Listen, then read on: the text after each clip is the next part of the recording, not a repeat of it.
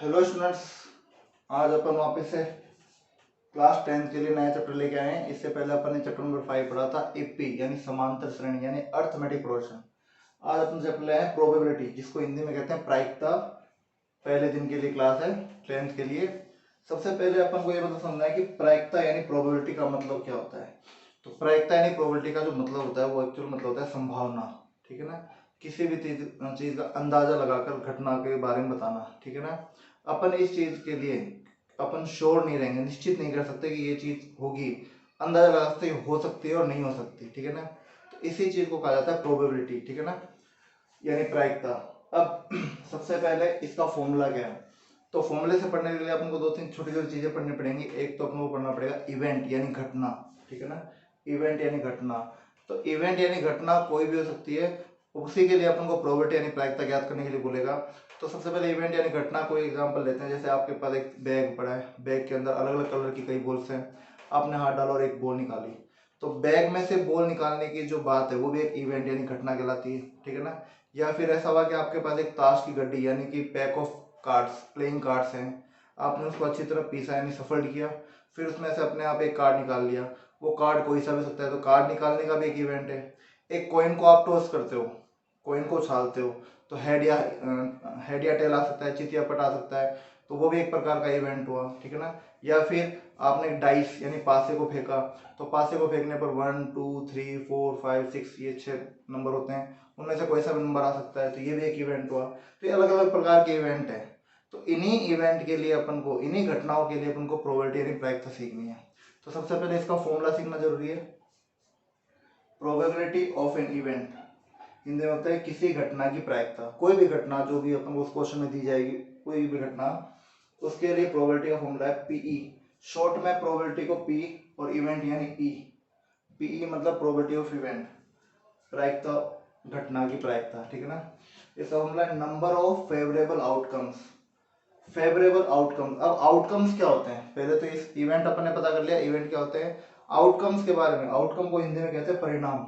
ठीक है ना, अब आउटकम्स का मतलब क्या होता है कि कोई भी घटना यानी इवेंट हो रहा है। जैसे मैंने अभी दो तीन एग्जांपल लिए, उसमें मैं आपको बताता हूँ। डाइस फेंका आपने, पासा फेंका, तो आपने एक पासा फेंकने की घटना, पासा फेंकने का इवेंट किया, डाइस को फेंकने का इवेंट किया। तो उस डाइस के ऊपर क्या क्या आ सकता है, 1 2 3 4 5 6 यही आ सकते हैं, 6 नंबर आ सकते हैं।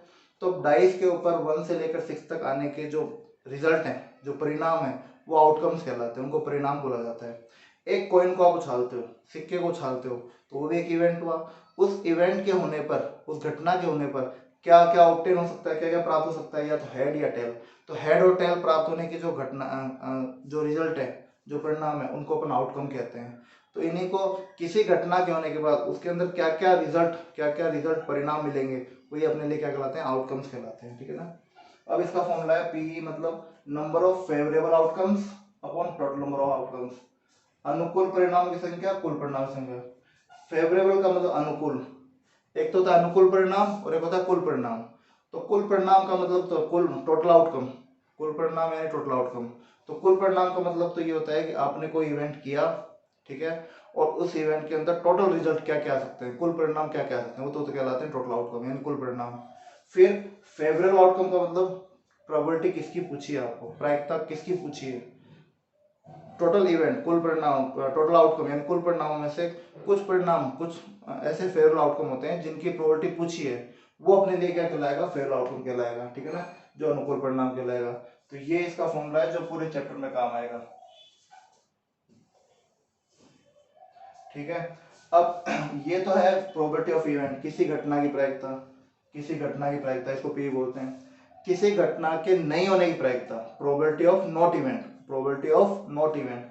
अगर उसको किसी चीज से शो करना है तो पी ई के ऊपर बार, ये डंडा लग गया। किसी घटना के नहीं होने की प्रायिकता, नहीं होने के लिए क्या बोलेंगे, पी, उसके ऊपर बार लग जाएगा। किसी घटना के नहीं होने की प्रायिकता, तो ये इसका चिन्ह है। किसी घटना की प्रायिकता यानी इवेंट की प्रोबेबिलिटी पी कहलाती है, और उसी के नहीं होने की प्रोबेबिलिटी क्या कहलाती है, पी बार कहलाता है। अब ये नोट कर लेना, किसी घटना की प्रायिकता पी प्लस नहीं होने की प्रायिकता P bar, probability of event plus probability of not event, दोनों का सम एक होता है।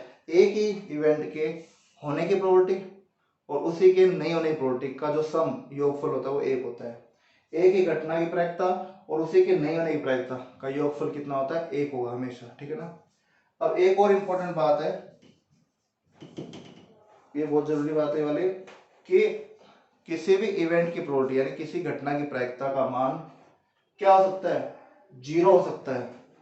किसी घटना की प्रायिकता प्रोबेबिलिटी का मान 0 भी हो सकता है और 1 भी हो सकता है, या फिर 0 से बड़ा रहेगा और 1 से छोटा रहेगा। तीन ही चीज संभव है, 0 हो सकता है, 1 हो सकता है, या 0 और 1 के बीच में रहेगा। वापस बोल रहा हूँ, किसी भी प्रायिकता यानी प्रोबेबिलिटी का जो आंसर आएगा, प्रोबेबिलिटी यानी प्रायिकता का जो आंसर आएगा वो ध्यान रखना 0 भी हो सकता है, 1 भी हो सकता है, या फिर 0 और 1 के बीच में रहेगा, 0 से बड़ा और 1 से छोटा। ये तीन ही बात होंगी। कभी भी प्रोबेबिलिटी का मान, कभी प्रायिकता का मान 0 से छोटा नहीं हो सकता, यानी माइनस में नहीं हो सकता। 0 छोटा माइनस में होते हैं। और कभी भी प्रायिकता का मान, प्रोबेबिलिटी का मान 1 से बड़ा नहीं होगा, 1.1 भी नहीं हो सकता। अगर आपको कोई कहे कि एक प्रोबेबिलिटी का आंसर ये है, एक इवेंट है, कोई घटना, उसकी प्रायिकता यानी प्रोबेबिलिटी का आंसर 4/3 है, तो आप कहोगे गलत है, ये हो ही नहीं सकता। कारण क्या है?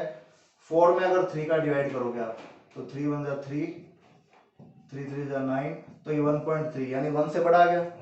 यानी कभी भी न्यूमरेटर, आपने जैसे वापस समझा रहा हूं, आपने प्रोबेबिलिटी का मान किसी ने आपको बताया 4/3, तो ये जो न्यूमरेटर है ऊपर, न्यूमरेटर का मतलब अंश, ऊपर वाले को न्यूमरेटर अंश कहा जाता है और नीचे वाले को डिनोमिनेटर यानी हर कहा जाता है। कभी भी न्यूमरेटर यानी अंश हर से बड़ा नहीं होगा, ठीक है ना। ना तो ये माइनस में होगा और ना 1 से बड़ा होगा। हमेशा जो प्रोबेबिलिटी का आंसर है 0 और 1 के बीच में ही रहेगा, 0 और 1 के बीच में रहेगा, ठीक है ना।